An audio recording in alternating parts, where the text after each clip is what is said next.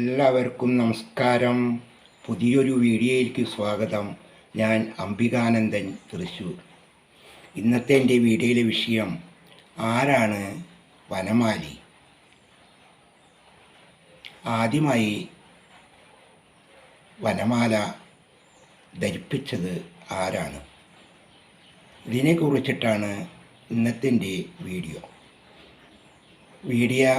ഇഷ്ടപ്പെട്ടാൽ നിങ്ങൾ ലൈക്ക് ചെയ്യാൻ ഒരിക്കലും മറക്കരുത്. മറ്റുള്ളവരുടെ അറിവിലേക്ക് വേണ്ടി നിങ്ങളിതൊന്ന് ഷെയർ ചെയ്ത് കൊടുക്കുക. നിങ്ങളുടെ അഭിപ്രായങ്ങൾ എന്തുമാകട്ടെ കമൻറ്റ് ചെയ്യുക. അതേപോലെ തന്നെ എൻ്റെ വീഡിയോ നിങ്ങൾ ആദ്യമായിട്ടാണ് കാണുന്നതെങ്കിൽ മാത്രം ആ ബെല്ല് ബട്ടനും അതിൻ്റെ അടുത്ത് കാണുന്ന ചുവന്ന ബട്ടനും അമർത്തിക്കൊണ്ട് എൻ്റെ ഓരോ വീഡിയോകളും നിങ്ങൾ കാണുക. നമുക്ക് വീഡിയോയിലേക്ക് പോകാം. സീതയെ തേടി നടന്നേ, താമരച്ചേലുള്ള ജാനകി വഴി പോകുന്നതാരാനും കണ്ട്. എൻ്റെ ചാനലിൽ കൂടെ ഞാൻ ആഗ്രഹിക്കുന്നത് എനിക്ക് ലഭിച്ചിട്ടുള്ള അറിവുകൾ അത് മറ്റുള്ളവരിലേക്ക് എത്തിക്കുക എന്നതാണ്. അറിവ് നേടേണ്ടതാണ്, അറിയുന്ന അറിവ് പകർന്നു നൽകേണ്ടതാണ്. നമ്മൾ എല്ലാം അറിയുകയും പഠിച്ചിരിക്കുകയും വേണം. അത് പലയിടത്തും നമുക്ക് ഉപയോഗിക്കേണ്ടതായിട്ട് വരാം. ഭക്തന്മാർ തീർച്ചയായും ഭക്തിപരമായ കാര്യങ്ങളെല്ലാം അറിഞ്ഞിരിക്കുന്നത് നല്ലതാണ്. അതുകൊണ്ട് എൻ്റെ വീഡിയോകളൊക്കെ നിങ്ങൾ കാണുക. ഇന്ന് ഞാൻ വനമാലയെക്കുറിച്ചാണ് സംസാരിക്കുന്നത്. വനമാലി എന്ന് പറഞ്ഞ വനമാല ധരിച്ചിരിക്കുന്നവൻ, അതായത് സാക്ഷാൽ ഗുരുവായൂരപ്പൻ, നമ്മുടെ ഉണ്ണിക്കണ്ണൻ. അങ്ങനെ പണ്ടൊരിക്കൽ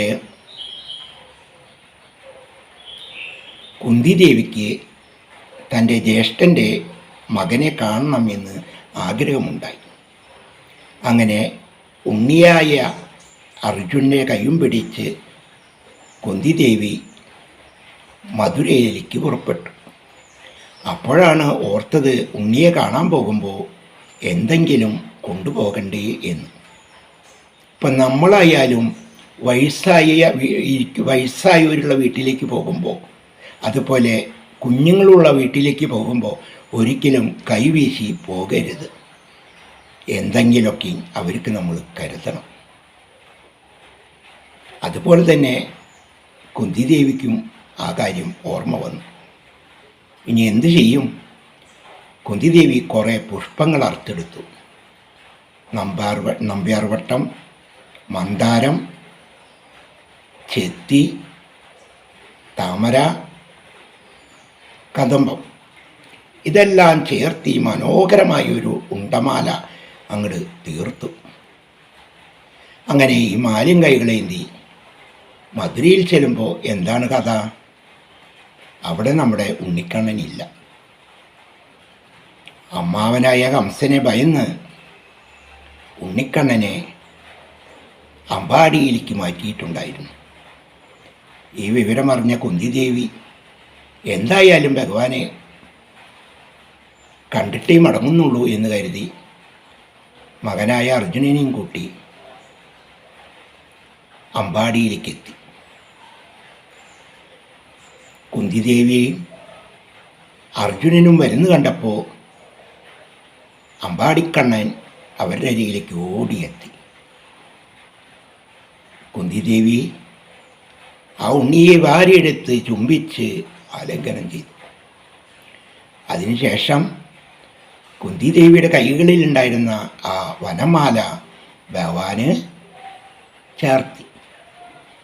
ചേർത്തിയപ്പോഴോ ഭഗവാന്റെ പാദം തൊട്ട് മറ്റു പാദം വരെ കിടക്കുന്ന ഒരു മാലയായിരുന്നു.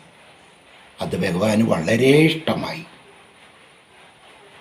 എനിക്ക് വനമാല വളരെ ഇഷ്ടമാണ്. എൻ്റെ മാറിലെ ഈ വനമാല എപ്പോഴും ഉണ്ടായിരിക്കണം എന്ന് ഭഗവാൻ അരുൾ ചെയ്തു. അങ്ങനെയാണ് നമ്മുടെ ഗുരുവായൂരപ്പൻ വനമാലയായി തീർന്നത്. അപ്പോൾ വനമാലയെക്കുറിച്ച് നിങ്ങൾക്കൊരു അറിവ് ലഭിച്ചുവെന്ന് ഞാൻ കരുതുന്നു. അപ്പോൾ പുതിയൊരു വീഡിയോയുമായി നമുക്ക് കാണാം. കണ്ണനെ കാണാത്ത കണ്ണെന്തിനാ കണ്ണാ, കണ്ണെന്തിനാ കണ്ണാ, കണ്ണെന്തിനാ, കണ്ണെന്തിനാ കണ്ണാ, കണ്ണെന്തിനാ. നിൻ മുന്നിൽ കൂപ്പാത്ത കയ്യെന്തിനാ കണ്ണാ, കയ്യെന്തിനാ കണ്ണാ, കയ്യെന്തിനാ, കയ്യെന്തിനാ കണ്ണാ, കയ്യെന്തിനാ.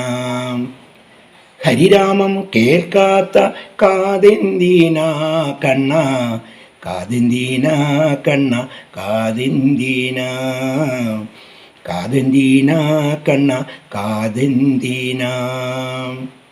കണ്ണനെ കാണാത്ത കണ്ണെന്തിനാ കണ്ണാ, കണ്ണെന്തിനാ കണ്ണാ, കണ്ണെന്തിനാ, കണ്ണെന്തിനാ കണ്ണാ, കണ്ണെന്തിനാ.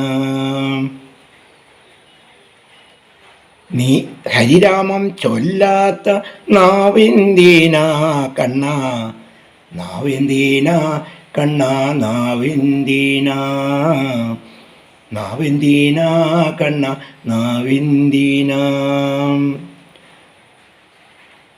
ഗുരുവായൂരമരാത്ത പാദെന്തിനാ കണ്ണാ, പാദെന്തിനാ കണ്ണാ, പാദെന്തിനാ.